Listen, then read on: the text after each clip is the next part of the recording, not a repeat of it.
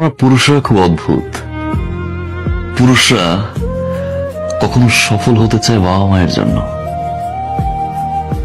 কখনো সফল হতে চায় প্রিয় মানুষটাকে পাওয়ার জন্য,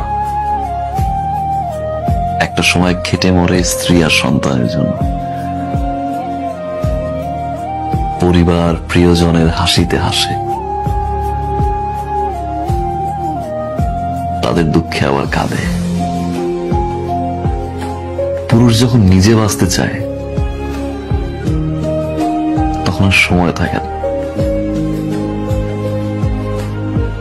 আমরা পুরুষরা বাঁচি অন্যের জন্য।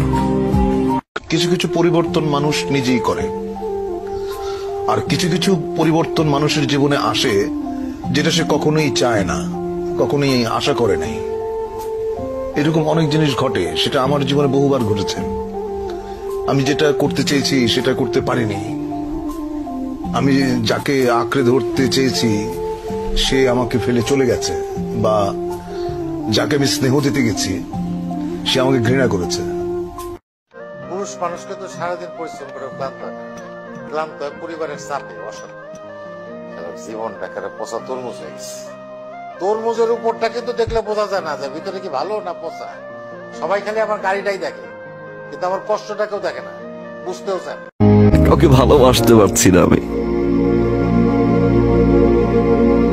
কারণ আমি আপনাকে খুঁজে পাই না। আমি সেই মানুষটাকে খুঁজে পাই না যে মানুষটাকে আমি ভালোবাসি। আমি সেই মানুষটাকে খুঁজে পাই না যে মানুষটা 24টা ঘন্টা আমার খেয়াল রাখতো।